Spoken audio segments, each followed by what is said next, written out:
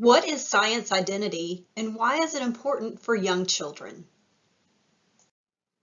This content was originally facilitated and filmed during EQIP's very first community learning event held on November 1st, 2014 at GTCC in Jamestown, North Carolina.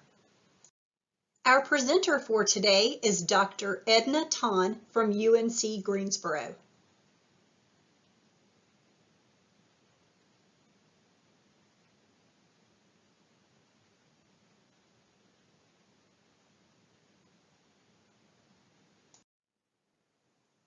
Hi, this is Nicole McCaskill, Community Learning Coordinator for EQIPT. Thank you for participating in the upcoming recorded content. At the end of the session, you will click a link to complete an evaluation. The evaluation allows you to receive a DCD-EE training certificate.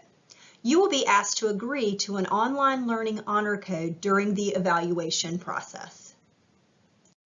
Completion of the entire module, including the evaluation process, is about an hour.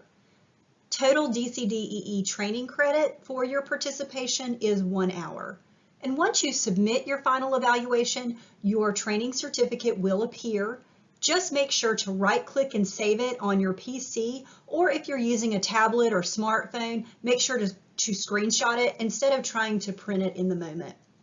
Your certificate will also be included in the evaluation confirmation email, and if you have any issues, feel free to reach out to EQIPT. We'll be happy to help. Good morning, my name is Edna Tan and I'm from UNCG. I'm really happy to be here to talk to you about the whole idea of what a science identity is and why it matters in early childhood. Before that, I have to say that I really admire your work. I have a 2.5-year-old and a 4-year-old, and some days I just want to lock them in the closet for the next 5 years before I let them out. So I really appreciate and I'm full of admiration. I don't know how you do what you do. You're my personal heroes. So before we explore this idea of science identity, I would like all of us to close our eyes. Okay, so close your eyes. And I want you to, in your mind, think of what a scientist looks like. If I were to ask you, with a blank piece of paper and a pen, which we do not have right now, draw a scientist, what would you draw? Okay, so think about that for a moment. Anybody wants to share? What does your scientist look like? A man with glasses and white coat. A man with glasses and a white coat. I saw two faces, Einstein and my 7-year-old granddaughter. Einstein and your 7-year-old granddaughter. Yes, progress. What did you see? Einstein, did you say? A typical housewife. A typical housewife. That's it, you know, and the scientists do, especially with working with kids. Okay, so how many of you saw a man? How many of you saw crazy scientist hair? Lab coats? Test tubes? Some sort of explosion happening in the background? Right? Yes. So most of us, a lot of us, with a few exceptions, and that is very encouraging, have that stereotype of what a scientist is and looks like. And this test, which is called the Draw a Scientist test, has been used for the past 25 years with children from elementary school to all the way to university, and the trend has not changed. Most of us, most of the people in the population, regardless of gender, ethnicity, think of a white male guy with crazy hair in a white lab coat as the quintessential embodiment of a scientist, and that is problematic. Okay, so let's think about that for a moment. So the representation of a scientist is often a white male, and often looks a little bit crazy or a little bit boring. But the reality is a little bit more encouraging than that. So let's look at two eminent scientists. This is Jane Goodall. She is the world's foremost expert on chimpanzees. She was the one who discovered that chimpanzees actually know how to use tools. So she's really famous worldwide, and she is an anomaly in her field. When she started to be to go to Africa and look at chimpanzees. She's the only woman, and she had to fight a lot of barriers. So oftentimes when we hear these stories, we would think that, oh, she has, you know, it's a talent, it's a gift, it's something that she was born with, she just had to do that. And so the whole science identity becomes sort of like a myth. Either you are born a scientist or you are not, and there's really nothing, you know, anyone else can do about it. But that's not really true, because when you dig into her story and her biographies, you see that her mother especially was very open and encouraging of what she was doing. So I think at the age of 3, she sat, they had chickens, so she sat in the chicken coop for 5 hours. And her mother said, yeah, you can do that, because she wanted to know where eggs came from. So she actually sat and waited and observed with the mother's encouragement. Okay? So that's Dr. Jane Goodall. And then there's Dr. Shirley Ann Jackson, who is a theoretical particle physicist. Now she is president of a university, but she has worked in really high-level physics labs all over the world.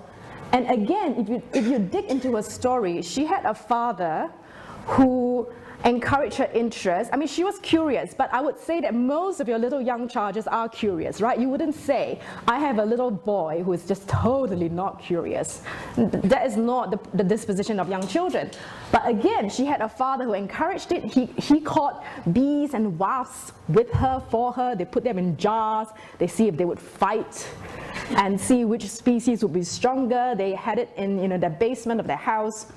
So there is always a significant adult. In the case of these two women, it was a parent, but a lot of other scientists is a teacher, and often early in life. So your roles are really important. Okay, so before I go on, let's take the long-term view. Okay, why is there a problem in science when it comes to identity? Because there is a gap in representation in both the sciences and in engineering, in mathematics, and also in some areas of the medical field. Largely the professionals are white males. And that, you can argue that that is a representation problem, but if you think about it, it is even more dire, because for example, how diseases are manifested in women are very different from how they're manifested in men. So the research is coming out that heart attack for women, you know, the symptoms and how it progresses is very different physiologically than from men. Now, if all our researchers in cardiology are men, then the problems of women are not going to be addressed, which is exactly what is happening now. All the drugs in stopping cardiac arrest are geared towards the physiological progression of the disease in men. So now we have a representation problem, right? Which is very important. And then when we talk about ethnicities, I'm Asian. For some Hmong people, how some diseases are manifested are also very different compared to other Asians. So you have different kinds of representation problems. When there is a huge gap in what they call STEM representation in the pipeline. And so some of the green text, I know there's a lot of text here, but if you look at the green text, you can see that the African American, Hispanic people are not represented, Asians are not as highly represented as the white people, and girls especially do not identify with science and math. So Dr. Koger is a wonderful example, but we need more of her, right? And if you look at their science grades from elementary to middle school, even the girls and even the non-white students, even if they're doing really well in test papers, they do not identify with science. They say, nope, I don't see myself as that. I'm going to do really well because I'm going to jump through this hoop at 7th grade, but once I can stop taking science, I'm not going to do that. So there is an identity problem. Kids are not identifying with science. So the other thing that is interesting is that most scientists whom people interview, okay, decide to pursue science as a career before middle school. So before 13, all all the scientists, a lot of the scientists, up to 70%, have decided, okay, this is the route I'm going to go. So the window of opportunity for influence is really very small when you think about it, right? By the time they get to middle school, you would have lost 65% of potential scientists. So when we get to act, to influence the next generation of scientists, I mean, you are in the window. And so your work is really important. All right, so now I burden you, right? I was like, oh my gosh, now I have to, you know, if I don't do something, then I'm losing the next generation of scientists. So what exactly do I do with all my, you know, screaming children and running all over the place? For me, I want to pull my hair out all the time, but for you, I'm sure you have miles of patience. So what are the action items that we can take? And I know that in the workshop later on, you're going to have breakout sessions, but let's do a short activity for me to really let you experience what really this is. So Dr. Koga said just now that, you know, in science there are different disciplines. There's biology, and in biology you can break down the physiology, blah, blah, blah. And in our experience, you might think that, oh yeah, science is about, you know, knowing molecules, atoms, how they interact. There's a lot of facts, and, you know, there's a lot of laws and theories. But fundamentally, when you come down and distill the essence of science, what are the skills of science? It is something that we all have, and it's something that all our kids do naturally. Basically, science is grounded in us knowing how to use our 5 senses: sight, touch, taste, hearing. What is the last one I'm missing? Smell, right?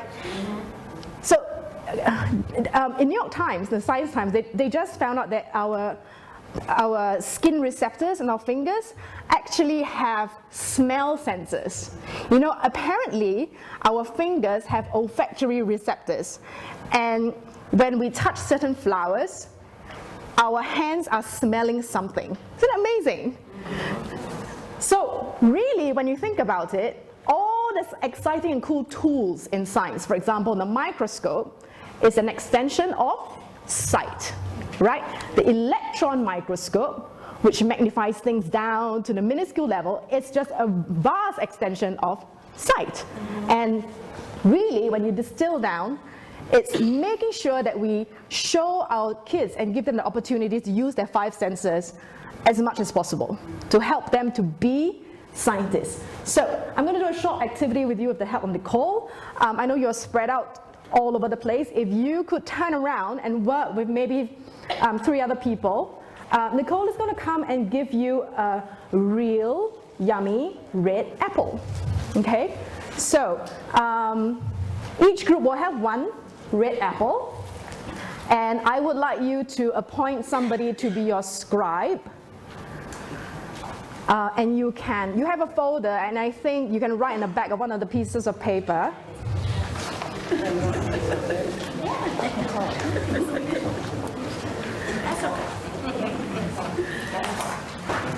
Okay, so what I would like you to do is in your group, okay, I would like you to use your 5 senses to make observations of this apple. Okay, so write down as many descriptive words as you possibly can to describe the apple. So what are the properties of the apple? What does it look like, smell like, taste like, feel like? Does it sound like anything? So write as many as you can. Try to come up with 20. Yeah, try to come up with 20.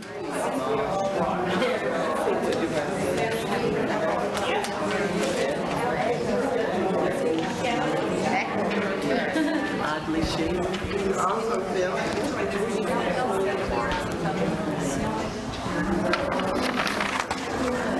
So I raided my kitchen drawer and found all the knives that I could. They're all clean. If you're so inclined, you can use a knife on your apple and you can make more observations. I had a request. Could you repeat what they're supposed to do again? Okay. So you are supposed to observe the apple and write down descriptors to describe the apples based on your 5 senses.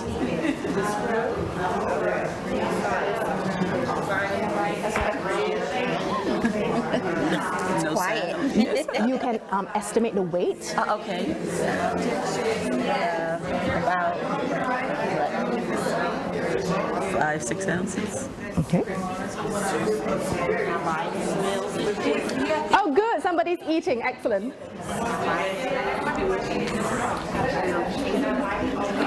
Did you find any seeds yet? Not yet, I didn't get that. Okay. Yeah.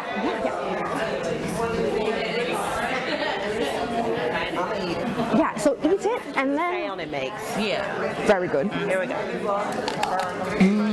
Crunch. That's a good apple. It's juicy. What's the color on the inside? A little white, green. Yellow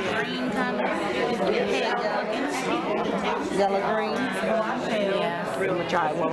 Let's see if you can find a seed. Okay. You gotta go down far. Not yet. Juicy. A little sweet. Sweet. Okay. Does it remind you of anything as you're eating it? Apple pie. Apple pie. Yeah. Okay. Write it down. It's evoking something in you.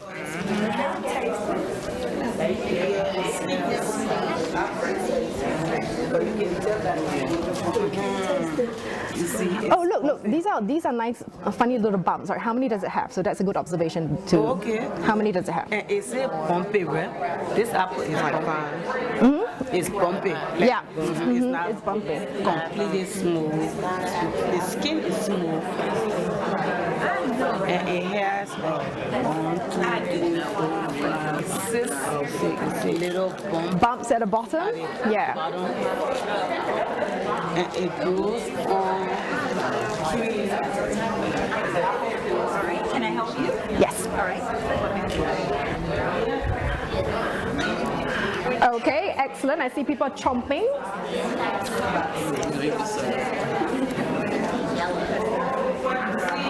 So these are apple models. Okay, so as you continue, Nicole is going to come and give you a model of an apple. Okay? So the model of an apple is coming round.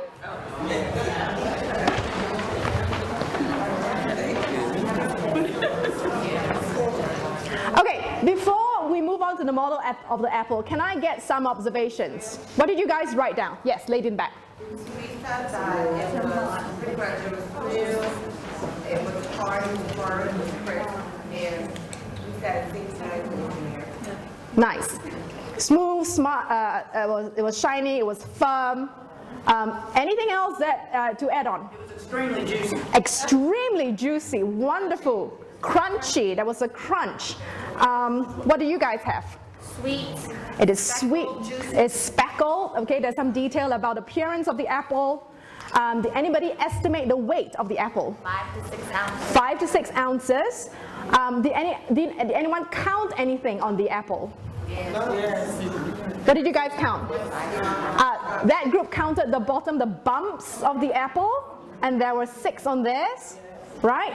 Those of you who are eating, did you get to the seeds? I'm working on it. You're so working on it. What color are the seeds? Brown. Brown? Are they big or small? Small. What would you estimate the size of the seed to be? Is as big as what? Is it as big as the kidney bean, or is it as big as a grain of rice? Mustard seed. Mustard seed. And you can count the number of seeds, right, as you continue to devour the delicious apple. This lady said that eating the apple makes her think of apple pie, so evoking memories of stories that you have that's connected to the apple. Okay? Wonderful. Wonderful. You can turn to get the stem off. There is one stalk. Somebody said there's one stalk. So you see how you have used your senses to make both qualitative, which is like crunchy, it's shiny, it's sweet, as well as quantitative. You've done measurements. It's about 5 ounces. There are 5 seeds. There are 6 prongs. Okay, so these are what essentially scientists do. They make observations. Now, so I want you to look at your list. Now you have the apple model, right? So look at your list and start to cross off all the properties that you cannot observe on the model of the apple.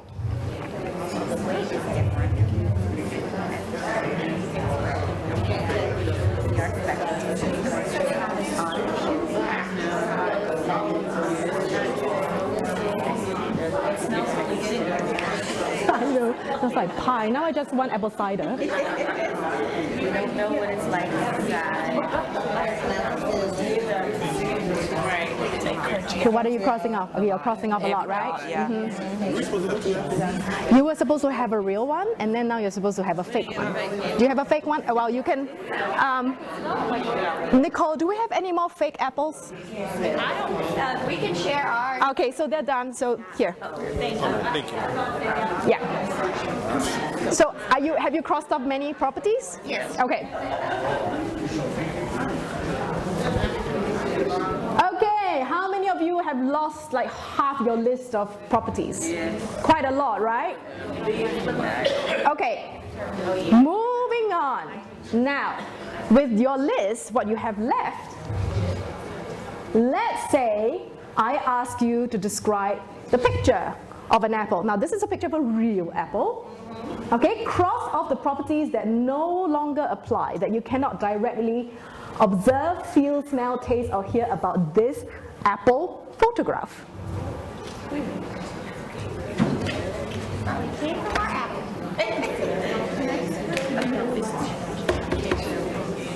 The only thing I crossed off is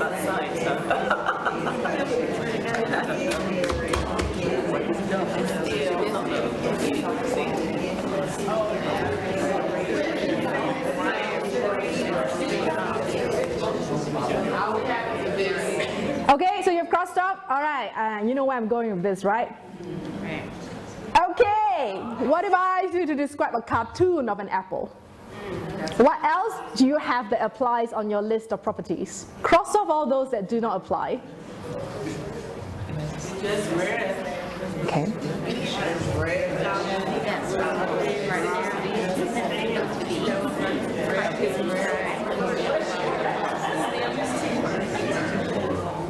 I think that's pretty fast.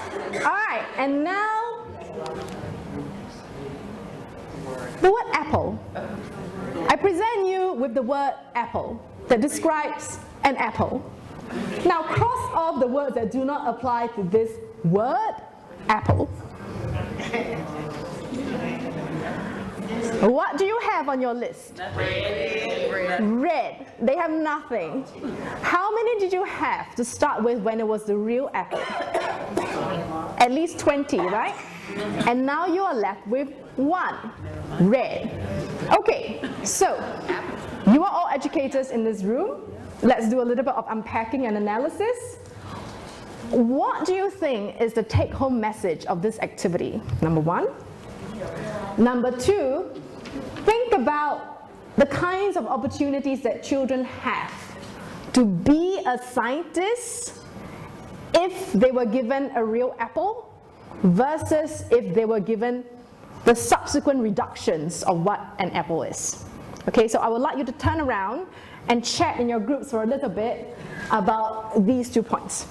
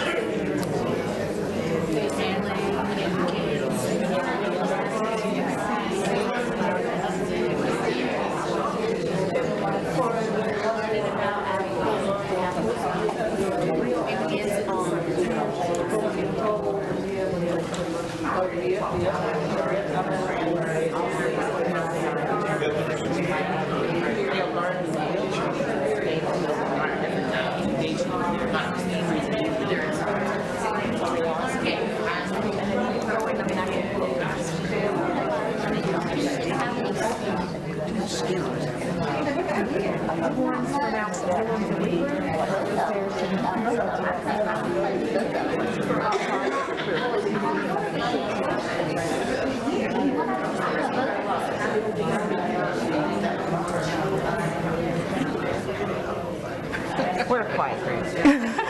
Yeah, it's because you've gotten everything down, right? Well, I mean, basically, you use visual objects when you can because you want to engage all their senses, and Right. that's how they learn to identify Right. themselves as science. And even models are not that fantastic. No, not. Especially when they sting. That's Oh, really? It's from, Joanne is like, autumn decorations.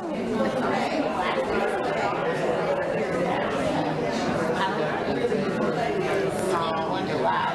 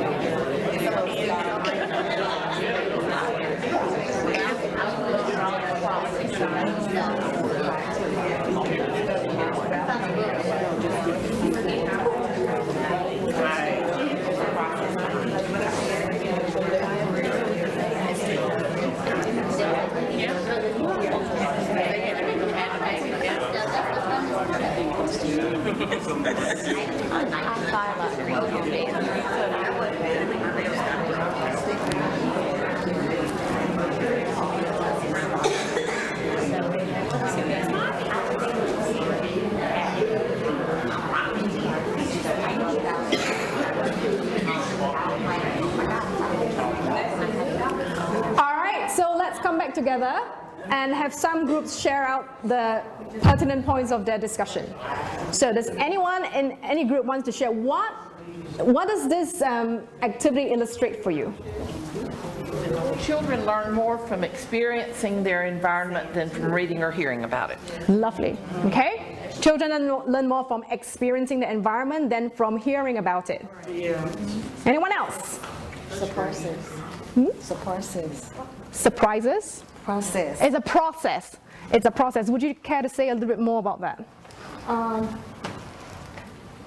It's more like, okay, if you have an apple, you plant the seed, or a pumpkin, it grows through a process. You know, seed, the bloom, then the pumpkin, and so forth. Yes? How was your learning opportunity constricted as we started to reduce the essence of the apple, so to speak? It became less tangible. It really was. It became less tangible, definitely. Out there. I noticed that all of us touched the real apple. Every one of us did. But when they handed us that model, she was the only person who touched it. And why do you think that's the case? Because it wasn't authentic. It wasn't authentic? Whatever. And somebody said they had a weird smell. The apple model was like, ew, what is this fake thing? Right, so there's something about authenticity that draws people to want to interact with it. Yes? What I would say about apple observation, kids love to do things with their hands. And the more you give them, they can experiment like apple until they will be happy and just to do what they need to be done, and they will want to learn from it. By using their hand, demonstrating the apple and what is in there, it helps them to learn more and want to do more. Right, so I think we are distilling 2 points. Number one, the mode of inquiry is different. The process is different when you have a real apple versus even the next one when you have the model of an apple. Right? So when you had a real apple, you have more than 20 things on your list, and you could use basically all your 5 senses. Right? So sorry, what's your name? Cornelia. When I'm sorry, I'm not going to try to pronounce that. Okay. When she bit into the apple, there was a crunch. You guys use your hearing, right? We can't bite into the model of an apple. No, right? And even the kinds and details of the observation was severely constricted. So I brought my kitchen knife, and some of you cut into the apple, and you could see that the inside of the apple, the color is distinctly different from the outside, right? The texture is different. It's not shiny on the inside. It's, you know, it feels different. You would use your hands. Now, we could not have done that with, if you cut into the model, it would just be air inside, right? So the opportunities for inquiry is smaller, and what they can actually learn from it is also reduced, right? Yes. So when we think about science identity, how do we help our kids to start to think about themselves as, hey, I am good at, I can be a scientist. So we need a paradigm shift. So in the primary schools, elementary and middle school, there is another beast to fight with because they have Common Core and testing and whatnot. So I'm very sad to tell you that in North Carolina, there's very few classrooms in primary school, elementary school, that does really good science. Because the other subjects are tested, the reading and the math take precedence. And a lot of our kids in North Carolina, after they do some science with you, they don't see science until 5th grade. Why? Because 5th grade is when there is a mandated test. And what happens is that the primary school teacher, elementary school teacher, would then do science in a way of prepping the students for tests. So the students are taught how to take science tests. They are not asked to be scientists. It's very different, right? How many of you in this room would say that I am a really good swimmer? I have the identity of a really good swimmer. I swim really well. Okay? Why would you say that you're a really good swimmer? I've been swimming my whole life. I've been swimming my whole life. And how old were you when you started swimming? I don't remember not swimming. I don't know. So she can't remember when she was never swimming. Wow. Right? So again, it starts from young. Now, how many of you, most of you know Michael Phelps, right? He's the decorated person from your country who is the best swimmer in the world and has lots of fans who tape his races and watch them incessantly. Now, if I were to say to you, let's say I give you 25 videotapes of Michael Phelps and all his races and all his training, and I give you his diet and what he ate, and you just immerse yourself in front of the television. Watch how he jumps, measure the angle, read about reading, read about doing butterfly stroke versus front crawl. Does that make you a good swimmer? No. What makes you a good swimmer? Swimming. You have to jump into the pool, struggle with it, use your own arms and legs, splash around, as my 4-year-old pretends that he knows how to swim now. I'm like, no, you're not really swimming, but I'm glad you're comfortable in the water. Let's, continue to work on that. But there is no way to learn how to be a swimmer except to do it. It is the same in science. You cannot be a scientist until you learn how to do it. Right? You need to engage in the skills and the practices of a scientist. You cannot learn about science. So that is really important. A lot of the teachers that we work with in primary school especially, because reading is such a big bane of their existence, it's tested every nanosecond, they say, okay, I'm going to cover science because I'm reading a book about the penguin and I want to pull my hair out. Like, no, you don't read about science. So reading about science is not being a scientist. As it's very evident, look, this is reading about science.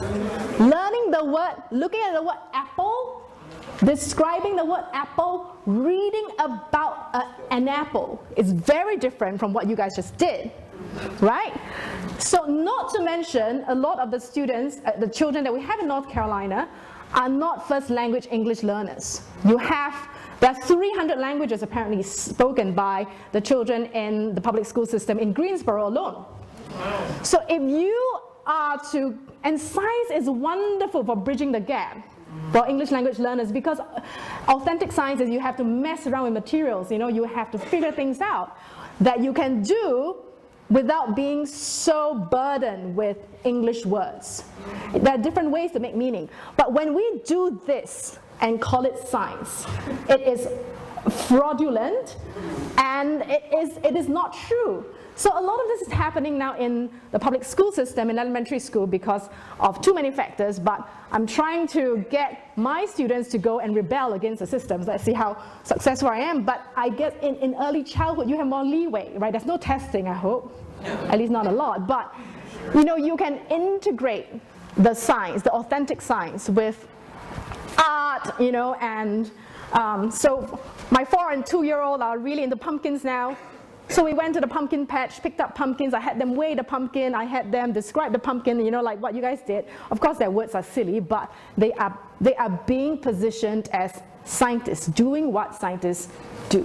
Why is that important beyond just learning the science? So this is what Shirley Ann said. She said we can introduce young people early on to the wonders and the beauty of science.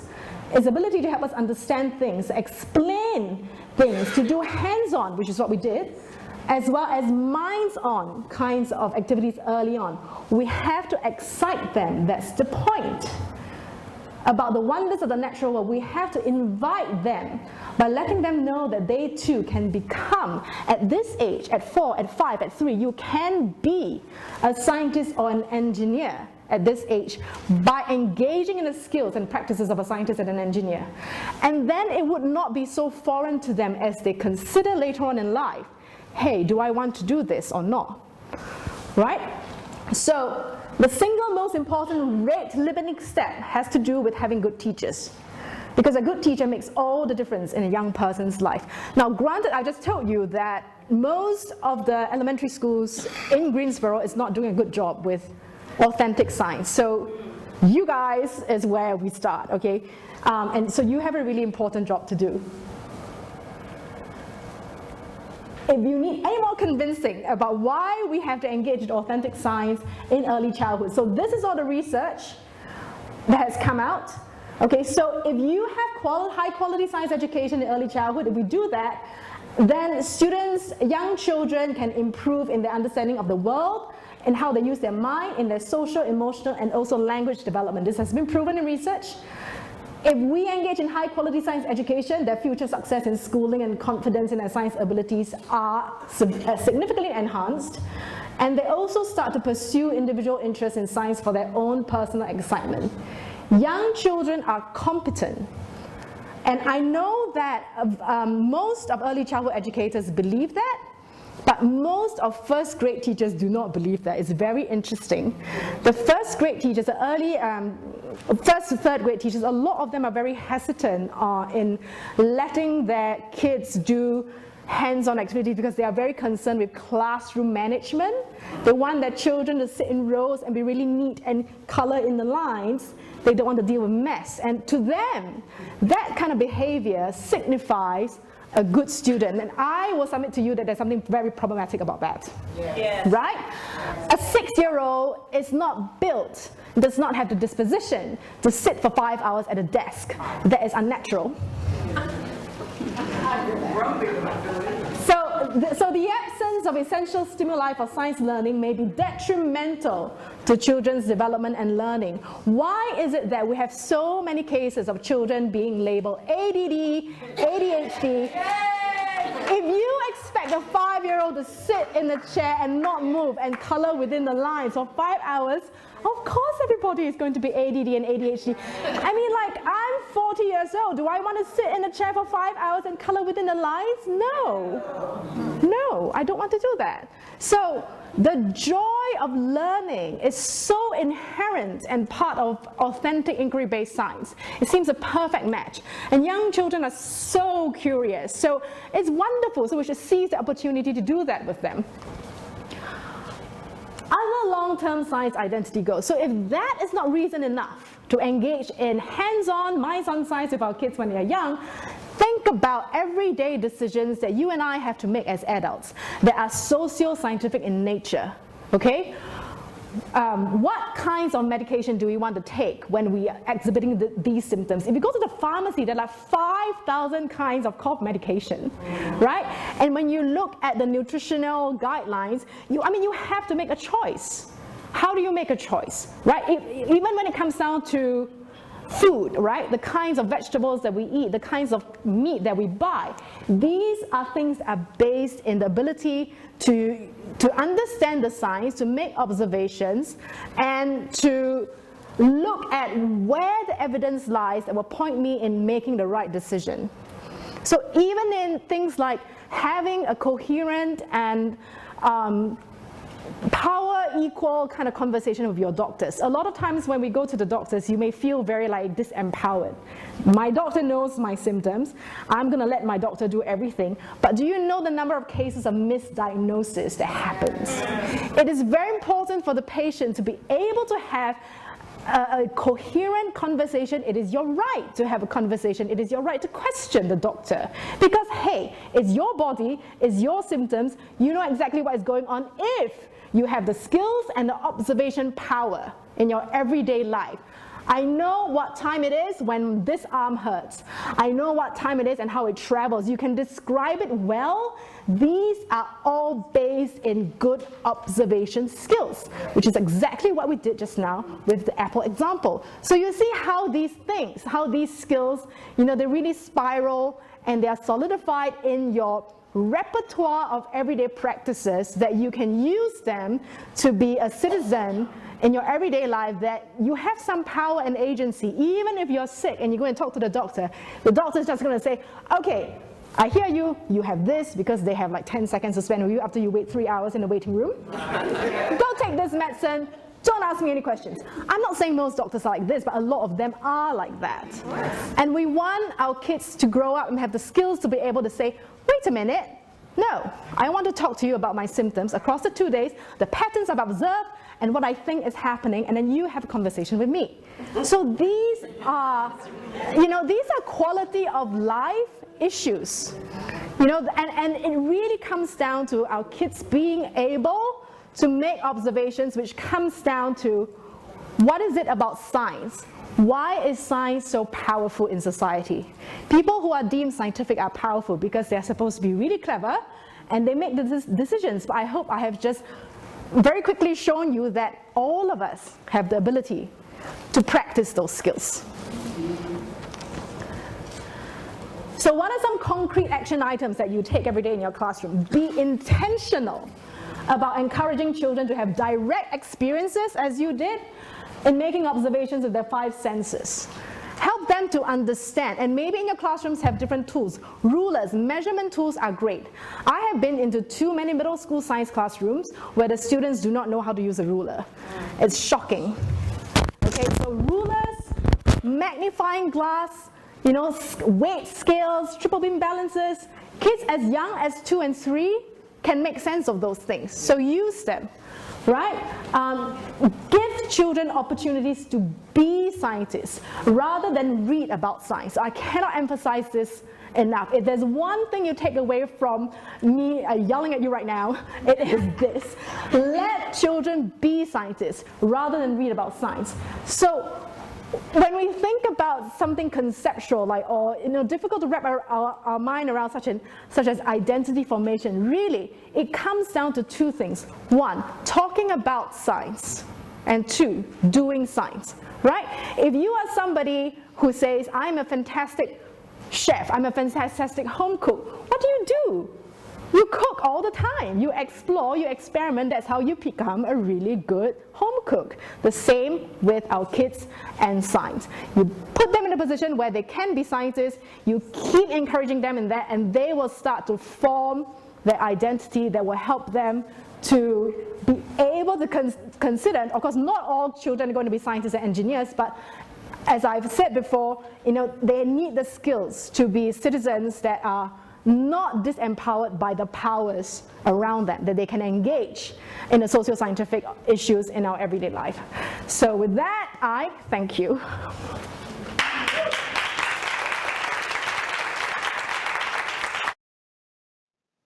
Thank you for viewing this content. You can now press the blue arrow, which allows you to complete a few more questions for the evaluation part of this session.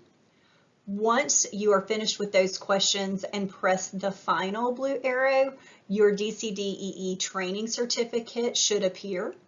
At that point, we encourage you to right-click and save the certificate if you're using a PC or laptop, or you can also screenshot it if you're using a tablet or phone.